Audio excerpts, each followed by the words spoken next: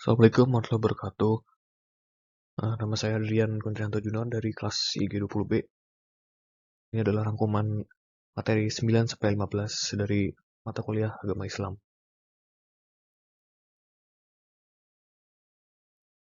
Yang pertama ada materi 9, yaitu keteladanan Rasulullah atau akhlak. Akhlak adalah memberikan bimbingan, arahan, serta motivasi untuk mengembangkan dan membangun peradaban manusia, serta memperbaiki penyakit sosial serta mental.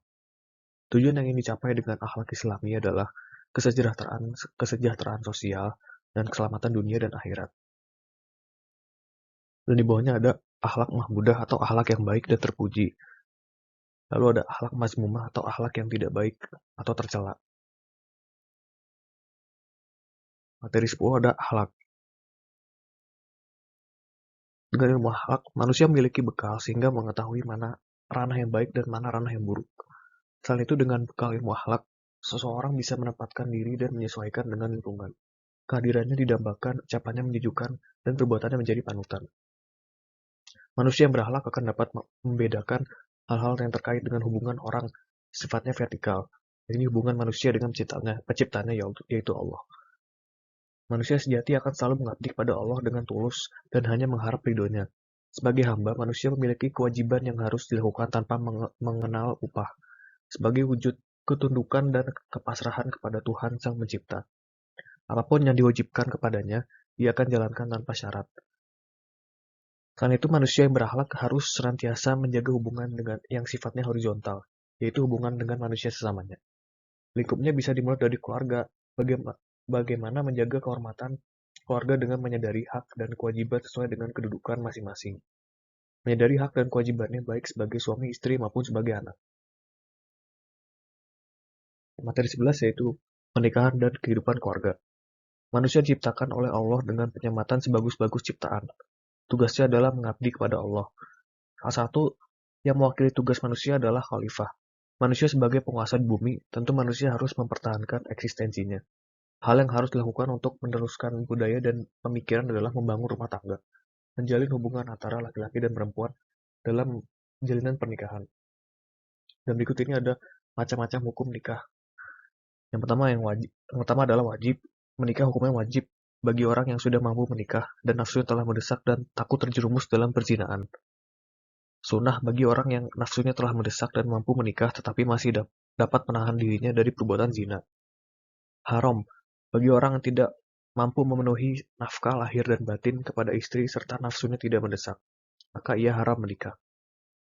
Makruh menikah bagi orang yang lemah syahwat dan tidak mampu memberi belanja kepada istrinya.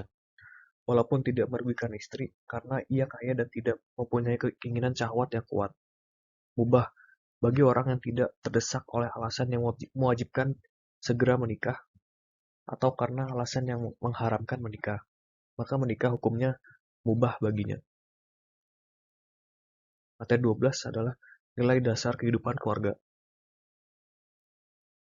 Antara lain adalah, yang pertama adalah anugerah dari Allah, bersyukur, tidak syirik, birrul walidain, tidak mengikuti perintah orang tua jika mengarah ke syirikan, memperbaiki hubungan dengan orang tua di dunia, adanya komunikasi harmonis orang tua dan anak, mengajarkan setiap perbuatan akan dipertanggungjawabkan, mengajarkan dan menasihati tentang sholat, amar ma'ruf, nahi mungkar, dan kesabaran, menjauhi sifat sombong, dan etika dalam berjalan dan berkata.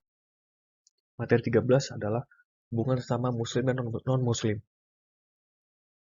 Hubungan antar sesama muslim, antar satu muslim dan muslim lainnya memiliki hak, yakni apa yang sepatutnya mereka dapatkan dari muslim lain.